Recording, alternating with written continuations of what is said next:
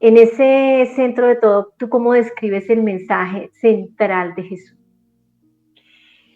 Cuando hablamos del amor y hablamos del amor a través de Jesús, es que precisamente es mirarlo a Él y entender que Él es el amor mismo, ¿no? Imagínate que llega Dios, crea el mundo, ¿cierto? Crea todo para nosotros, la naturaleza, el cielo, la tierra, las aguas, crea los animales y crea al hombre y a la mujer. Y les dicen, ustedes van a ser los administradores y ustedes van a ser los dueños y señores de todo esto. Entonces, nuestros primeros padres terrenales, pues fallaron, ¿no? O sea, tuvieron miedo y no entendieron el amor de Dios y bueno, vivieron el destierro, ¿no? Entonces es esa salida como de ese amor perfecto, de ese amor inagotable que nos da Dios Padre. Después de unos años, de todo un proceso, ¿cierto? El pueblo de Israel eh, nos envía a Jesús. Y fíjate que antes de Jesús nos envía a Moisés, a Abraham, a Isaac, a Jacob, ¿cierto? Nos envía a todos los profetas para enseñarnos el mensaje de amor que Dios tiene para nosotros, pero el hombre en esa, ¿cómo se dice? En esa forma en cómo cerró su corazón, el corazón del hombre quedó como blindado, entonces nos envía a Jesús. Jesús es el Hijo hecho hombre, ¿no? O sea, el Hijo de Él hecho hombre en carne y hueso. Entonces nos envía a su Hijo amado para enseñarnos el amor desde la humanidad, no desde el Dios arriba, Dios para nosotros, sino desde ese hombre hecho Dios, o sea, Dios hecho hombre, perdón, desde esa humanidad. Entonces Jesús, en ese divino amor, es más que un romance, es más que un beso, es más que un abrazo, sino es entender que es dar todo hasta la última gota de la existencia por vivir en el amor, en ese amor misericordioso, en ese amor bondadoso, en ese amor que perdona, en ese amor que nos regala ilusión, que nos regala esperanza. Entonces, la forma en cómo Jesús viene a mostrarnos el amor es un amor que no es humano, ¿no? O sea, es un amor que proviene de Dios, que se vuelve humano a través de Él y que nos lo enseña a vivir a través de esta humanidad que es tan dura, ¿no? Porque Jesús sufrió, Jesús vivió muchas dificultades, tuvo muchas pruebas y Él arrodillado, por ejemplo, en el Getsemaní lloraba, ¿cierto? Y sudaba sangre diciendo, Señor, aparta de mí este cáliz, Padre, aparta de mí este cáliz, pero que no se haga mi voluntad sino la tuya.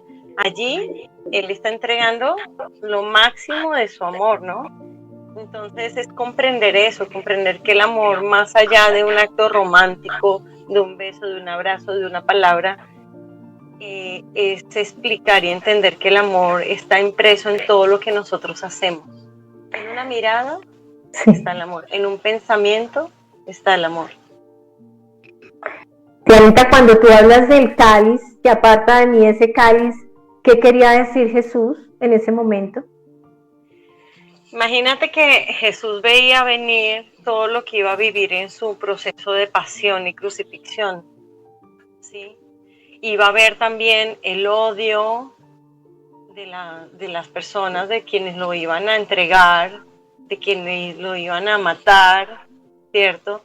La traición de Judas, o sea, imagínate que Jesús en su humanidad está viendo desde dos perspectivas. Está viendo desde el dolor de carne y hueso, como somos nosotros los seres humanos, que va a saber que lo van a torturar y que va a pasar algo muy complicado, pero aparte de eso el dolor del alma, el dolor del corazón de saber que uno de sus discípulos lo va a traicionar, que posterior a eso, los fariseos que se supone que son los escribas, que son los que palabra, que son los de Dios y las leyes de Dios, lo van a traicionar y lo van a entregar, que van a preferir a un asesino como Barrabás a cambio de él, que ha sanado, que ha perdonado, que ha ayudado a tantas personas, ¿no? Entonces, es ver esa doble moral, es ver esa falsedad o es ver esa ceguera del ser humano ante lo que Dios vino a enseñar. enseñar a través de él, ¿no? Entonces, ese momento de dolor, aparte de mí, este cáliz es Dios, o sea, esto está muy duro, Padre, esto, yo soy Dios, yo sé todo lo que va a pasar, pero igual me cuesta mucho. Entonces Él se puso en nuestro papel de carne y hueso a vivir lo que nosotros vivimos a diario, porque es que el ser humano desde que nace, inclusive desde que está en el vientre materno, pues está viviendo circunstancias difíciles a través de lo que viven sus padres, a través de pronto cómo fue concebido, a través de los dolores y las tristezas de su mamá o las injusticias sociales en las que vive o familiares, no sabemos, ¿no? Entonces fíjate que es esa forma en cómo Jesús se humaniza y vive nuestro dolor y quiere enseñarnos que más allá de todo, ese amor es más grande y más allá de las circunstancias humanas, su amor puede sanar todo, ¿no? Puede superar todo y liberarnos en todo aspecto. Sí, su mensaje realmente más profundo fue el amor incondicional que muchas veces no entendemos porque de acuerdo a cómo vamos viviendo tal vez lo vamos expresando. Sin embargo, la mayoría de sus enseñanzas todas las hacía a través de parábolas. Y tenemos aquí, tú me hablabas de la parábola de la oveja perdida. ¿Quisieras contarnos de qué se trata para que entendamos uno de tantos ejemplos de ese amor del que Jesús quería que entendiéramos realmente su mensaje?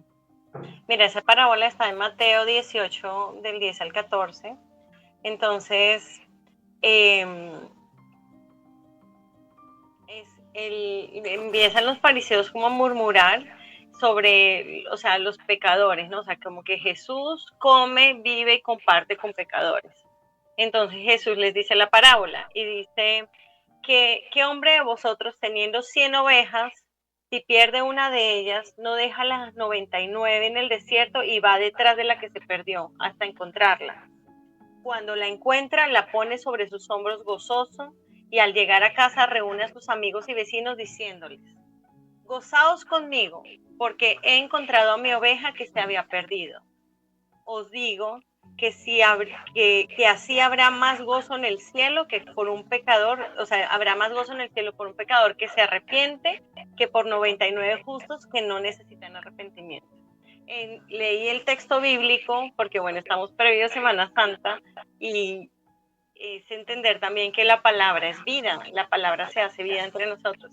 Entonces, imagínate que estás tú, tienes tu grupo de ovejitas, se te pierde una y tú dejas a las que tienes porque dices, estas las tengo en un lugar seguro, ¿cierto? Están aquí, están tranquilas, pero yo me desvivo y me muero y hago lo imposible por encontrar la que se me perdió. Entonces, es tal el amor que deja toda su mayor pertenencia y se va a buscar, entre comillas, la mínima, ¿no? O sea, lo que menos vale. Porque aquí hablan de oveja perdida, entonces hay una simbolización muy bonita de que oveja perdida es aquella que no obedece, que es o sea, que es desobediente, que es terca, que quiere hacer su voluntad, que no se deja guiar, que no se deja orientar, pero puede ser la oveja negra, ¿cierto? Este dicho que tenemos de la oveja negra de la familia, la más dificultosa, pero esa es la que más amo, ¿no? O sea, es la que más necesita de mí.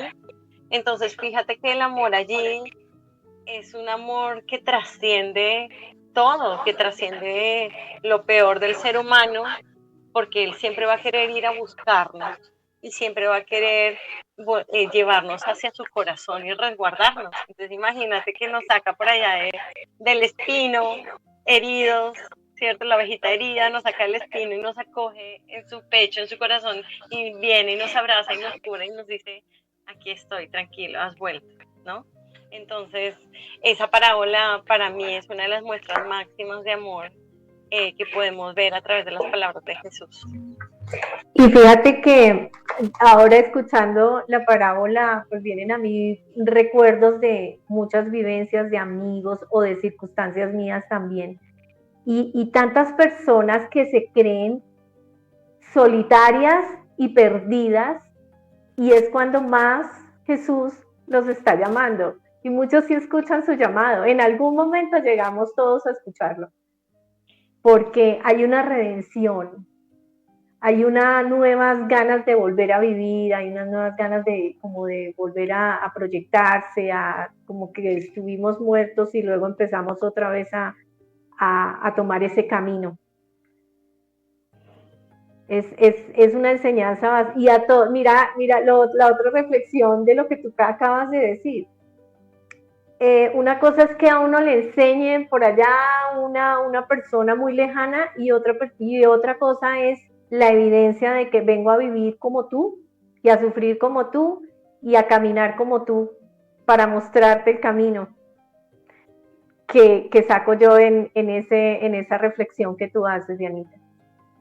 Y fíjate que ahí hay una enseñanza súper linda que cuando yo la comprendí me cambió mucho como mi perspectiva. Resulta que cuando tú haces la primera comunión, la confirmación o te enseñan de Jesús, porque bueno, no estamos hablando solamente del catolicismo, sino del cristianismo, tú no entiendes todavía como esa imagen de Dios Padre, Dios Hijo y Dios Espíritu Santo, ¿no? Entonces, Dios Padre es el creador, el que todo nos lo da, es como el papá, ¿no? O sea, es el papá. No es como el papá, sino es el papá. Es el que nos crea, el que todo nos lo da, el que está ahí siempre para nosotros, nuestro proveedor, nuestro guía, no, o sea, todo. Y resulta que viene y Dios Hijo, que es Jesús, es Dios con nosotros, el que se hizo hombre, el que se hizo mi hermano, el que me llamó hermano, el que vino a decirme, ven, que te voy a llevar a los brazos del Padre. Es entonces el que está aquí a mi lado. Entonces Jesús es Dios conmigo. Entonces Dios Padre es Dios para mí, Dios Hijo es Dios conmigo, Dios a mi lado, y Dios Espíritu Santo es Dios en mí, porque cuando Jesús se va, le dice a sus discípulos, yo me voy, pero enviaré a otro y a través de él llegarán a mí. Y entonces ese otro es el Espíritu Santo, que después de que Jesús resucita y se le aparece a los apóstoles, pues llega la unción del Espíritu Santo, que es lo que se celebra finalmente en Semana Santa. O sea, el objetivo y el final de la Semana Santa no es la muerte y la crucifixión de Jesús, realmente es la resurrección. Nosotros iniciamos en Domingo de Ramos, finalizamos en Domingo de Resurrección, cuando Jesús vence a la muerte y cuando Él resucita. Entonces después Él se va al cielo y nos envía el Espíritu Santo. Entonces el Espíritu Santo es Dios en nosotros. Entonces imagínate cuando yo entendí que es que Dios está para mí todo el tiempo como mi papá proveedor y que todo me lo da y que yo soy su niña consentida y que Jesús está a mi lado todo el tiempo dándome la mano, acompañándome, guiándome, entrenándome, porque para mí Jesús es mi coach, es mi maestro de vida, es mi mejor coach. Y aparte de eso, Jesús me enseña y me dice, te entrego a Dios, Dios Espíritu Santo, que está en ti, que está en tu corazón. Yo dije, no puedo creerlo, que la magnificencia y el amor de Dios sea tan grande que me tenga, o sea, que me dé esta oportunidad de vivirlo de esta manera tan profunda. Entonces, cuando yo comprendí que el Espíritu Santo habitaba en mí, decía, sí, es verdad, yo por eso entiendo esta cosa, por eso comprendo la otra, por eso algún día yo estaba en X situación y me llegó una voz en mi mente que me decía esto y me dio paz y reaccioné así, todo cambió. Entonces yo decía, wow, el Espíritu Santo sí realmente actúa en mí. Lo que pasa es que en la medida en que nosotros nos alejamos de Dios, nos alejamos de vivir en los mandamientos, nos alejamos de vivir en la misericordia, o sea, no entendemos la gracia de Dios en nosotros, pues ese Espíritu Santo se queda ya reducido chiquitico, chiquitico, que no lo podemos escuchar.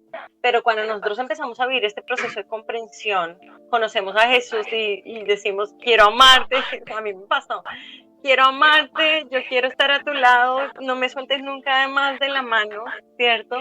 Quiero aprender a vivir a través de tus ojos, quiero aprender a vivir y seguir tus pasos, pues el Espíritu Santo empezó a agrandar.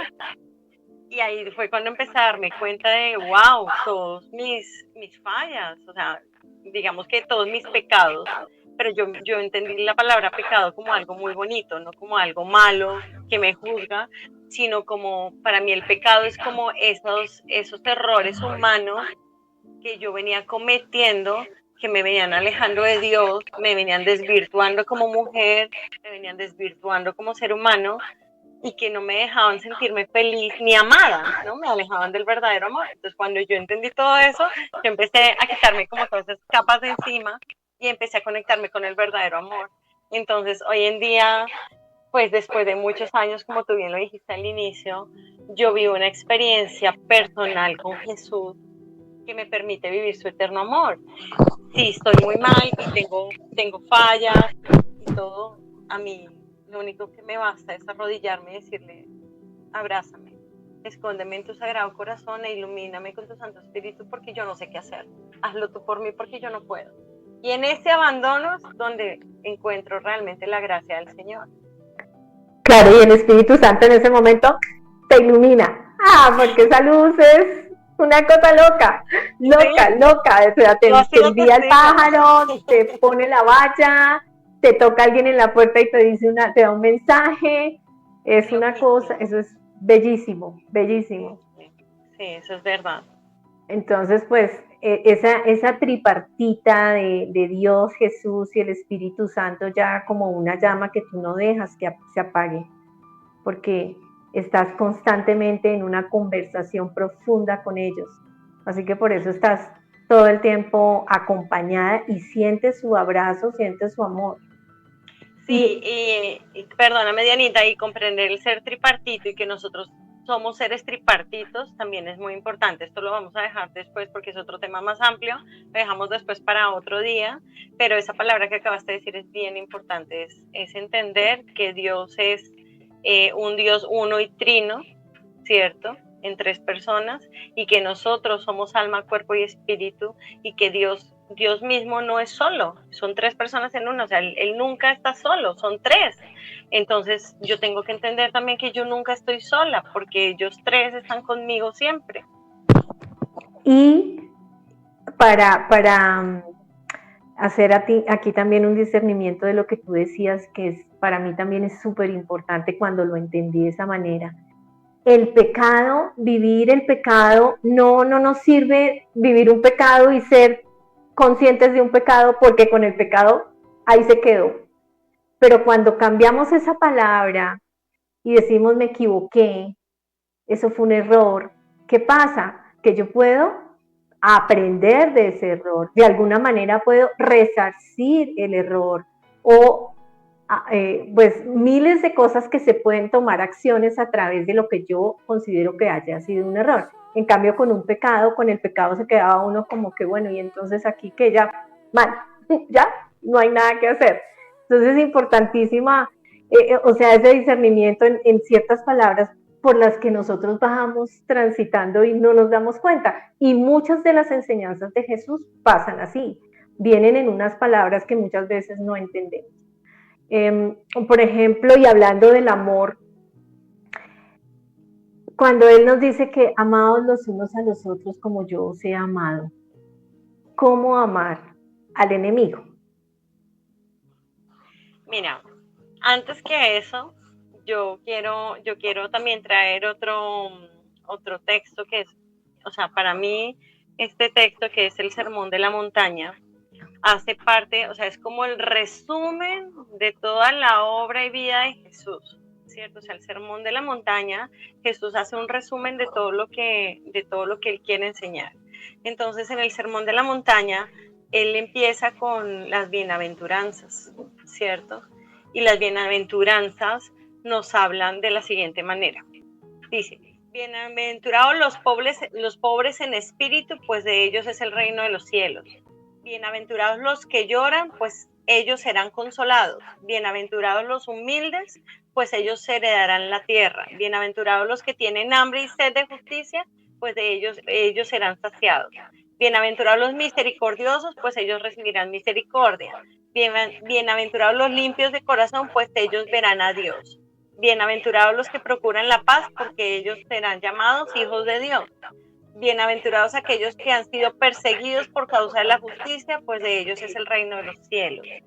Bienaventurados seréis cuando os insulten y persigan y digan todo género de mal contra vosotros falsamente por causa de mí, o sea, por causa mía.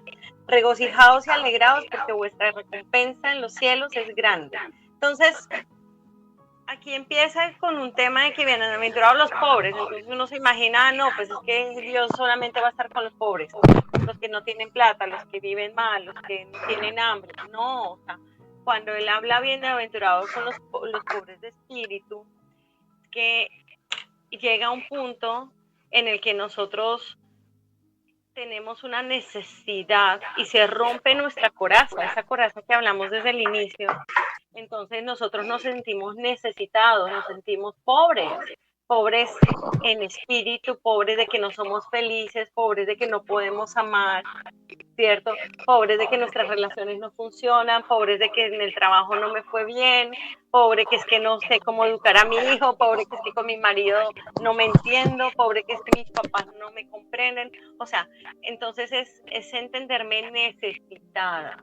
Cuando se habla de la palabra pobre, es cuando tenemos ese punto de quiebre, eso que tenemos todos los seres humanos que en un momento caemos del fondo y no sabemos cómo salir.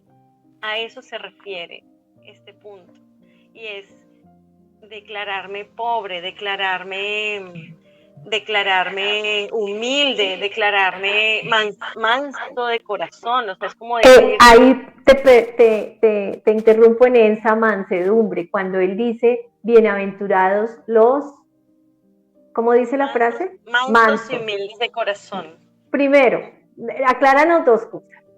Cuando dice bienaventurados, ¿a qué se refiere? Y los mansos, ¿cuáles son los mansos? Porque es que tergiversamos tanto las cosas, o no las entendemos, o ni siquiera profundizamos en las palabras. Entonces, Dianita, ahí sí te pido que nos... Bienaventurados es, o sea, como que van a tener las buenas nuevas, ¿cierto? O sea, como que van a ser bendecidos. Bienaventurados son los que van a recibir un gozo, ¿no? Eso El que es es el pleno en su bienaventurado. ser. Exacto, o sea, voy a recibir una gracia, entonces eso es como una buena aventura, o sea, como algo bueno, bien, algo de bien, voy a recibir un bien grande, ¿sí? Entonces, eso significa bienaventurados.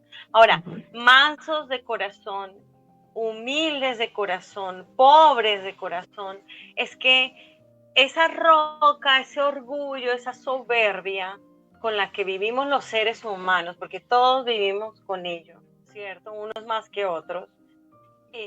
Llega un momento en que esa roca se quiebra y nosotros nos miramos adentro, así le mostremos al resto del mundo que estamos súper bien y que nada nos falta y que nada nos duele. Nosotros mismos entendemos, llegamos a un punto de comprensión donde nos vemos quebrados, donde nos vemos debilitados, donde decimos, yo no sé qué hacer con mi vida, no sé qué hacer con esta situación, no sé qué hacer con esta persona, ¿sí? No sé qué hacer con este pensamiento, con esta emoción. Allí es donde nosotros podemos empezar a ser mansos de corazón, es decir, sentirnos necesitados. Y bajarnos ¿No? de ese ego. Bajarnos del ego, de la soberbia, del orgullo y decir es que yo no puedo sola, no puedo solo, necesito ayuda, ¿sí? Allí en la tristeza, en el dolor, en el desasosiego, es donde viene la luz de poder mirar algo más grande. Está en la necesidad que podemos abrir nuestro espectro humano y decir, algo superior debe haber. Y allí es la gran oportunidad de poder mirar a Jesús, de poder mirar a Dios.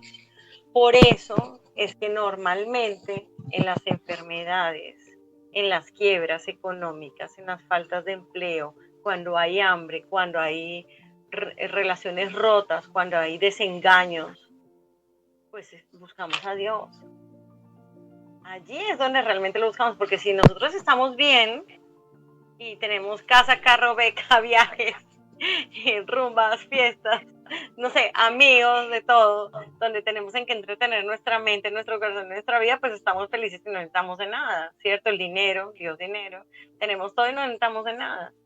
Pero cuando todo eso que es externo, cuando todo eso que es superfluo, cuando todo eso que es material, no nos llena, ¿con qué nos quedamos? Y allí es donde hablamos de ese amor, ¿no? Allí es donde hablamos de ese verdadero concepto de amor y el verdadero concepto de amor de Dios. Dios nos ama en las buenas y en las malas, en lo positivo y en lo negativo. Él siempre va a esperar que nosotros volvamos. Y para ello pues está la parábola, por ejemplo, del hijo pródigo, ¿no? Siempre va a tener las puertas y los brazos abiertos para nosotros. Y fíjate que esa noche oscura de la que hablaba ¿qué santo era el que hablaba? San Francisco de Asís, creo que fue. Nos llega a todos. Mira, puedes tener todo afuera, porque afuera puedes tenerlo todo perfecto y sin embargo sentir ese gran vacío que nos lleva a buscar algo más en esta vida. Pero para eso tenemos que hacer un camino. Fíjate que eso a unas personas les llega a cierto momento, pero llega, porque vamos llevando una vida en un automático que nos o sea, el acondicionamiento ha sido desde pequeños, pero siempre llegará ese momento en que sentimos que hay una desconexión. Ahora, puede que esos momentos de quiebre no sean uno, sino que sean constantes.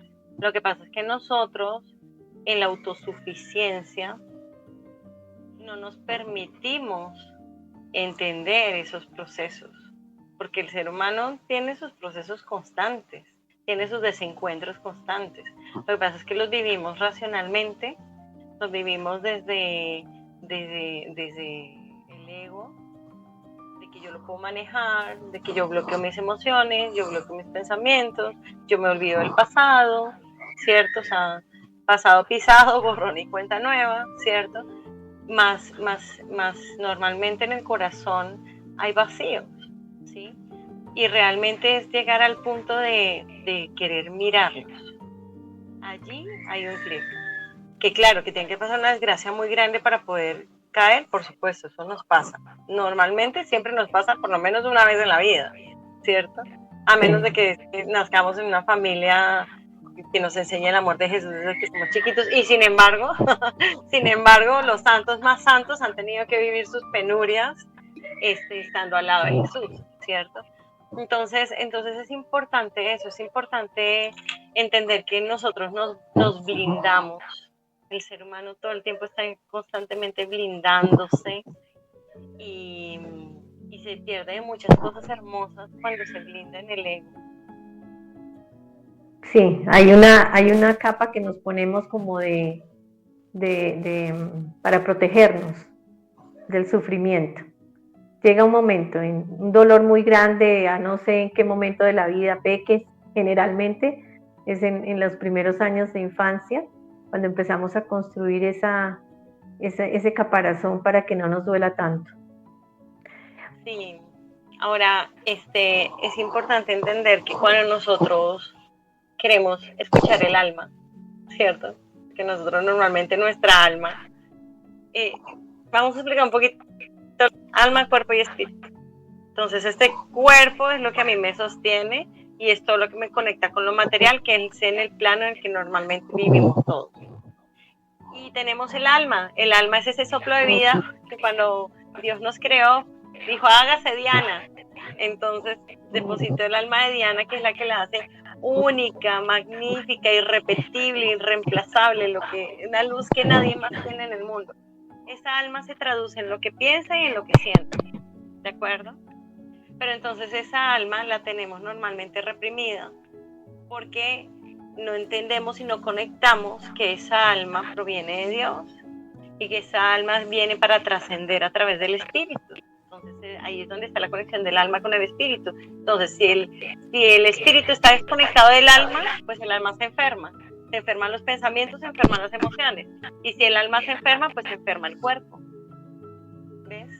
Entonces, cuando nosotros no comprendemos que el alma debe gobernar el cuerpo, ¿cierto? Y que esa alma debe estar iluminada por el espíritu, pues realmente vamos a vivir en ese constante ir y venir de relaciones manifestadas, de trabajos inconstantes, de quiebras económicas, bueno, todos los ciclos repetidos que nos hacen daño humanamente. Bueno, Dianita, pero retomemos entonces en lo que estábamos hablando de las enseñanzas de Jesús y te preguntaba, y estábamos hablando del amor, Y entonces te preguntaba yo, amarás a tu enemigo, nos decía Jesús.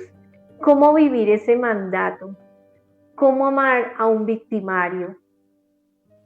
En un programa anterior hablamos del perdón, pero aquí quisiera retomar ese tema que es o sea, del que se habla tanto, ¿no? Las personas dicen, ¿cómo voy yo a perdonar a ese personaje que hizo esto, aquello y lo demás allá? Entonces, cuéntanos, hablemos Pues sobre eso. imagínate que justamente ahorita para Semana Santa es ver a Jesús en la cruz. Y una de las palabras más importantes de las 7 palabras que dijo Jesús en la cruz fue: Padre, perdónalos porque no saben lo que hacen. Hace poco estaba escuchando una enseñanza justamente que hablaba de ello y explicaban que hay que tener o sea, más allá del perdón, o sea, el perdón no solamente basta, o sea, el perdón hace parte del proceso, ¿cierto? Pero realmente uno de los puntos claves para poder llegar a un proceso de sanación, porque el perdón es resultado de un proceso de sanación previa.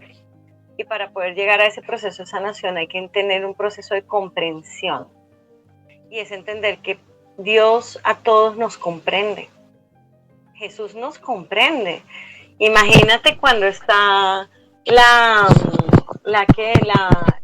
mujer que traen por adulterio y la van a apedrear y se la tiran enfrente a Jesús y le dicen, la acabamos de encontrar en pecado adulterando, ¿tú qué harías con ella? Y Jesús se queda mirando el piso y empieza a escribir y dice que lance, el que esté libre de pecado, que lance la primera piedra, ¿no? Entonces, Jesús nos lleva a una comprensión más allá, porque no es mirar el pecado ni mirar la acción, sino es mirar que todos estamos en una posibilidad de pecar y equivocarnos. Entonces, ¿quiénes somos nosotros para juzgar a tal punto de querer matar, de querer darle final a la vida de alguien, ¿no? Entonces, es comprender que el único que juzga en sí es Dios. Nosotros podemos tener un llamado a confrontar, a decir alto, esto no está bien, a no comprar el pecado, a no comprar la mala acción, ¿cierto? O sea, no vamos a aceptar una mentira, una estafa, una infidelidad, no lo vamos a ver como bueno y no lo vamos a justificar, ¿cierto? Lo vamos a confrontar de una u otra manera. La palabra no, o sea, puede sonar fuerte, pero no sé si lo vamos a condenar. Más que condenar, yo me quedo con la palabra, lo vamos a confrontar y lo vamos a poner en su lugar, ¿de acuerdo? Pero nosotros no somos quienes para venir a decir es que tu alma ya se perdió y se fue al infierno o tú mereces la muerte, ¿sí? Entonces el ser jueces es poner las cosas en su lugar humanamente y entregarle a Dios esa condenación.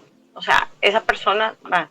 Entonces, el perdón viene muy dado a esto, a esa comprensión, a entender que Jesús viene a enseñarnos a vivir de una manera diferente, a mirar al prójimo de una manera diferente y a querer ayudarlo, ¿sí? Entonces, cuando nosotros vivimos esa comprensión, Jesús dice en la cruz, Padre, perdónalos porque no saben lo que hacen. Porque una persona que comete errores, que peca, está muy cegada de muchas cosas. Y entonces, ¿qué podemos hacer en amor, en ese verdadero amor? Orar por la persona, dialogarle, hablarle, decirle, intentar ayudarla. Y si no se puede, porque es que nosotros no somos dueños de nadie y no podemos ayudar al que no quiere ser ayudado, orar por esa persona, ponerla a los pies de la cruz, ¿sí? Eso no quiere decir que esa persona no merezca una condena. Imagínate que es una persona que abusó a alguien. No lo vamos a liberar de la condena que debe tener. Él tiene que pagar por sus actos. Pero mi punto está en que yo no puedo maldecirlo y desearle la muerte, porque yo no tengo la potestad de ser el juez último en la vida de esa persona. Y allí es donde empezamos a vivir un concepto de amor como el que vivió Jesús. ¿Me explico?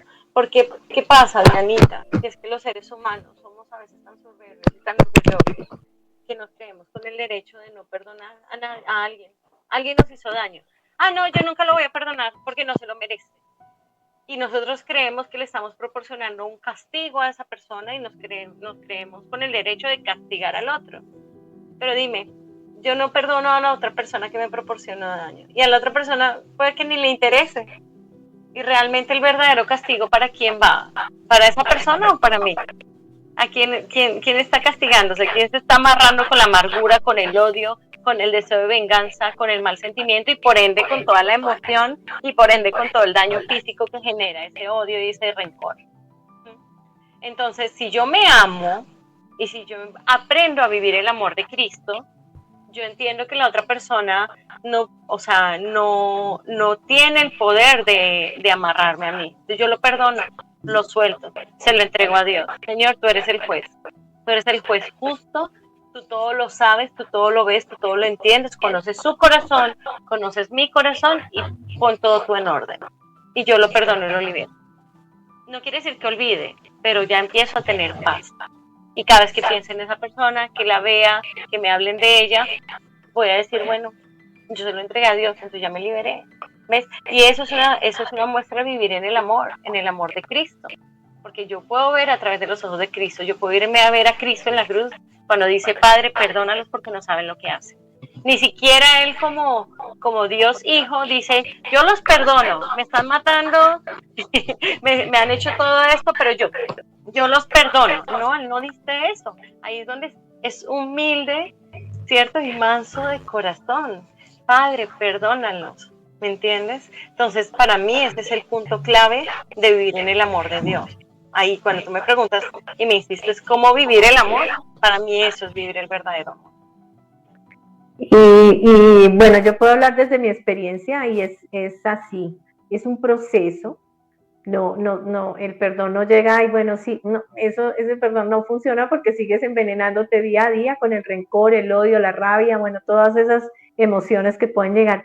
Pero cuando haces el clic y entiendes lo que tú estás, de lo que tú estás hablando, empieza ese proceso tan bonito y empiezan etapas diferentes donde finalmente empiezas a enviarle mucho amor a esos victimarios y, y es como una liberación, pero para quien está enviando ese amor. Y finalmente, yo lo que entendí es que no podía ser la última palabra en mi vida odio, sino que tenía que ser desde otra perspectiva y es el amor real, el amor incondicional.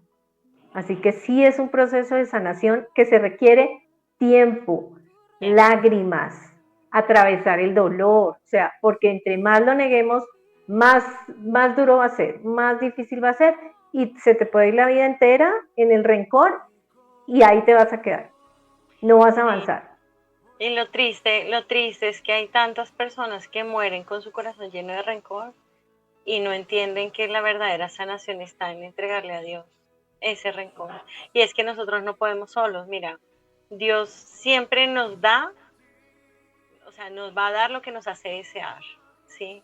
Entonces, si tú anhelas y deseas tu sanación, Dios te la va a dar. Si tú anhelas y deseas vivir el perdón, Dios te lo va a dar, porque es que es algo que humanamente solos no podemos, pero hay que llegar a ese nivel de comprensión. Hay que entender la profundidad y la grandeza y la magnitud de lo que es vivir de la mano de Dios. Y ahí viene otra de esas grandes enseñanzas, Dianita, la humildad. Como decía Jesús, que hay que ser humildes de corazón y sencillos. Entonces, ¿qué importancia en este momento, en esta actualidad, le estamos dando nosotros a esos valores, a esa humildad y a esa sencillez? Mira, yo pienso que pasa el tiempo y más fuerte es la fachada y la roca en los seres humanos.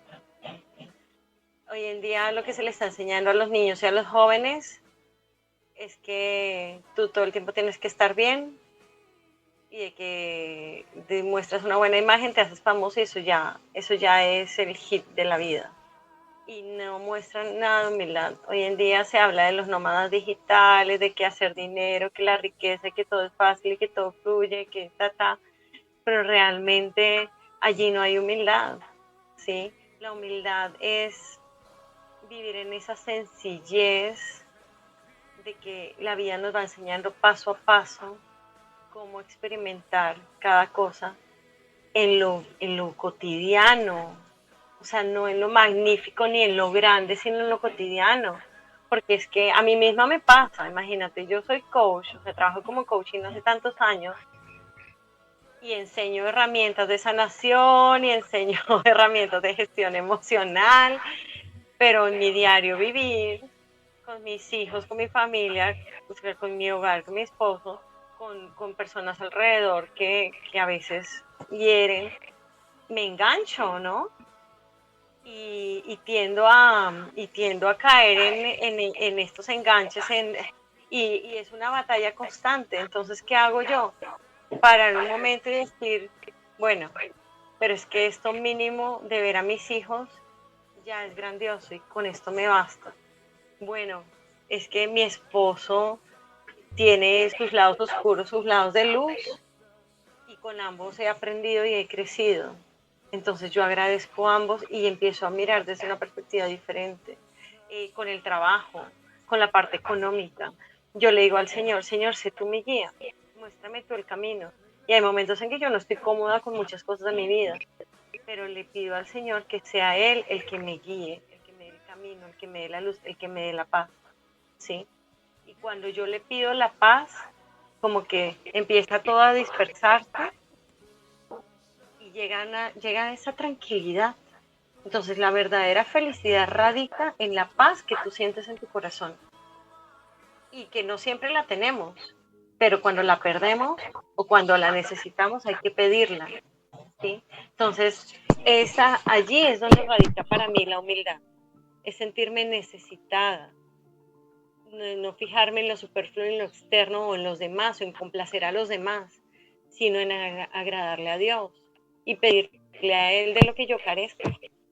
Dame tu amor, dame tu paz, dame tu luz, dame tu misericordia, déjame mirar a través de tus ojos porque yo sola no puedo. Allí es donde radica la verdadera humildad, Dianita, o sea, sentirnos necesitados de...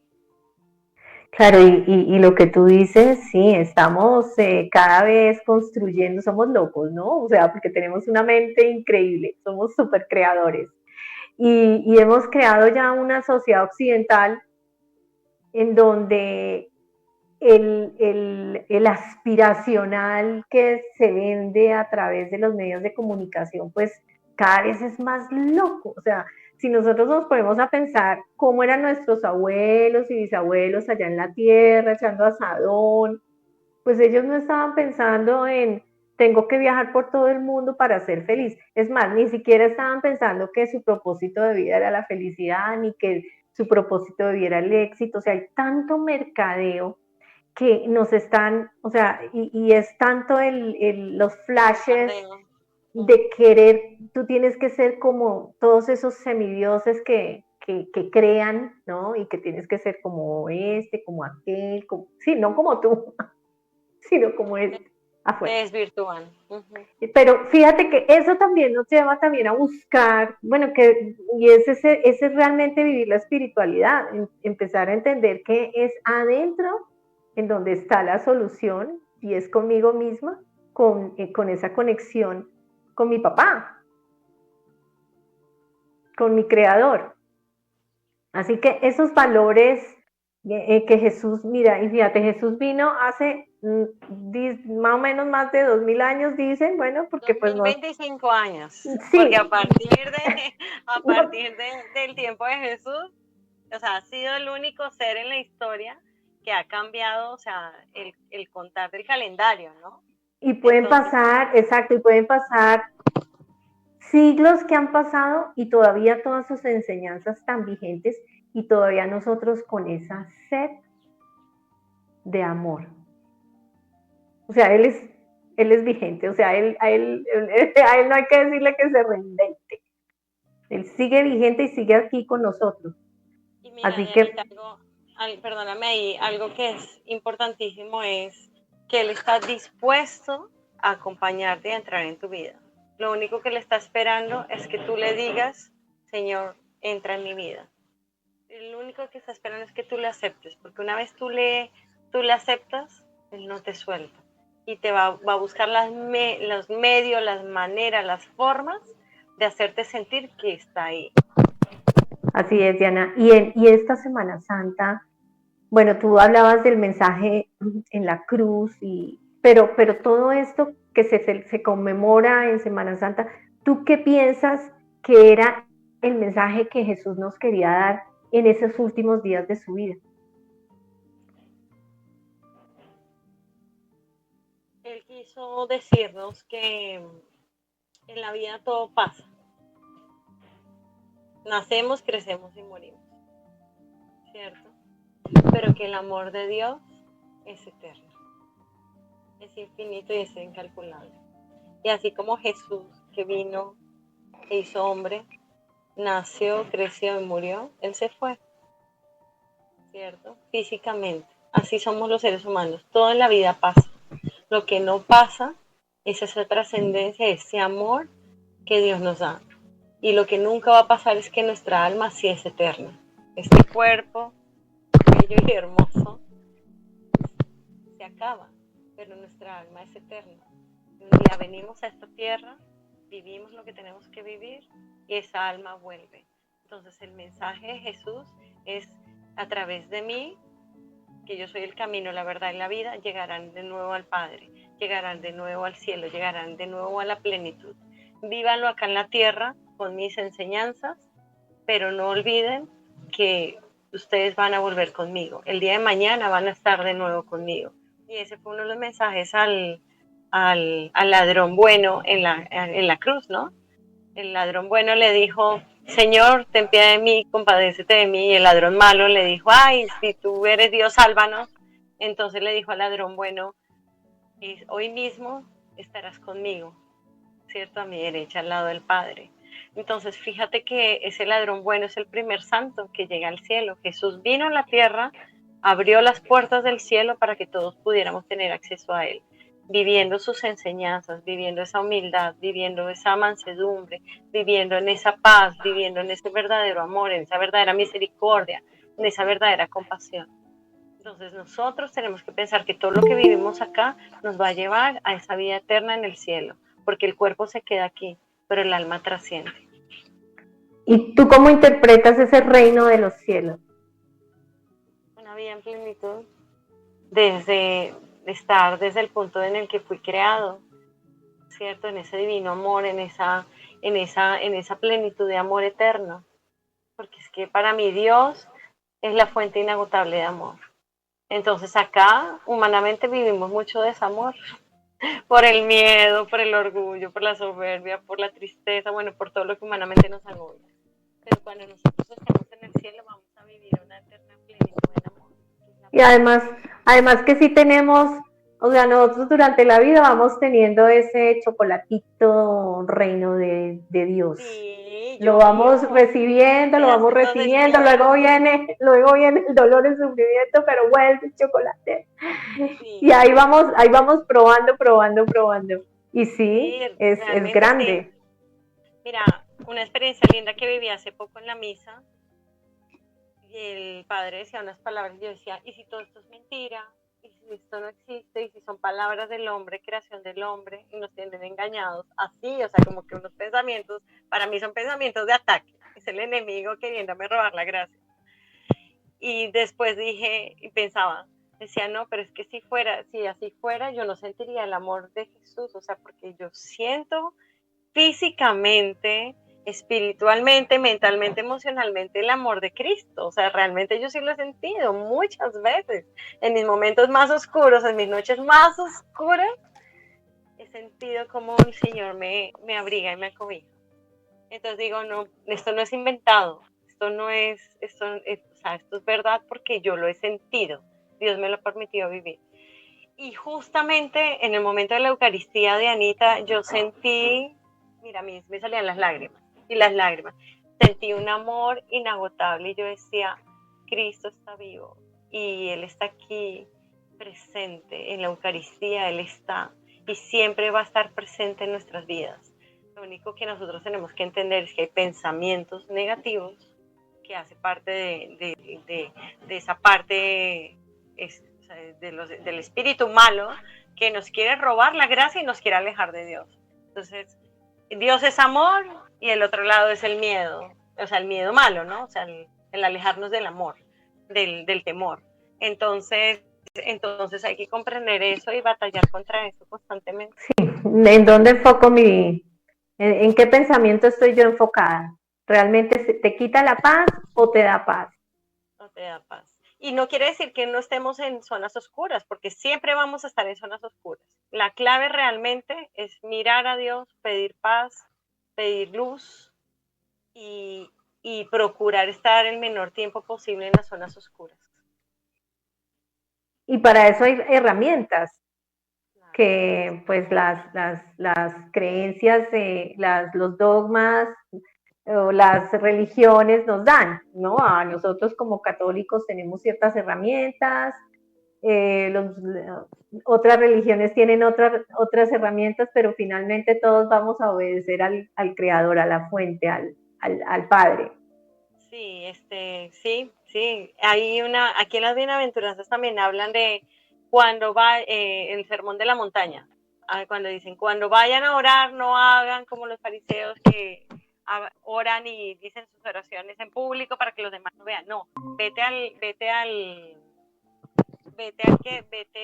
lo secreto, ¿no? Vete a tu habitación, porque el Padre conoce tus pensamientos, tus sentimientos y lo más profundo de tu ser. Entonces, Él nos invita a irnos a los secretos, o sea, váyase, que el Padre conoce tus secretos, conoce lo más profundo de tu ser, ¿sí? Entonces, es entregar eso en la profundidad de nuestra alma.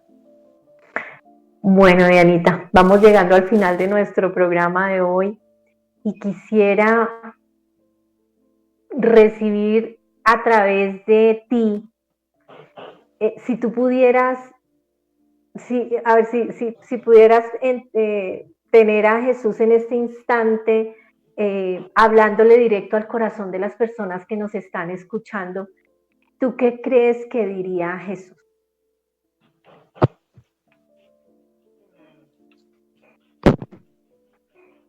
Lo que diría Jesús es lo que yo he sentido que me ha dicho tantas veces, y es: yo te amo. Aquí siempre estoy para ti, siempre he estado contigo, nunca te he abandonado. Yo he estado en los momentos más difíciles y más oscuros de tu vida. Están ingresando varias personas. Ah, sí, veo que están ingresando a sala. Entonces lo que Jesús dice es: yo siempre he estado contigo. He estado en los momentos más oscuros de tu vida. Allí he estado contigo. Nunca te he dejado. Quizás no me hayas sentido, pero yo conozco tu dolor, conozco tu pena, conozco tu tristeza. Basta con que me la entregues y yo te ayudo a llevar esa carga, porque te amo. Muchas gracias, Dianita. Que tengas una excelente Semana Santa. Y para todos los que nos escuchan, que esta Semana Santa no solo sea un recuerdo del pasado, sino otra oportunidad para renacer. Que podamos, como Jesús, transformar el dolor en amor y tomar ese camino. Gracias por esta conexión espiritual y que el amor sea siempre la última palabra. Feliz fin de semana y una excelente Semana Santa. Gracias.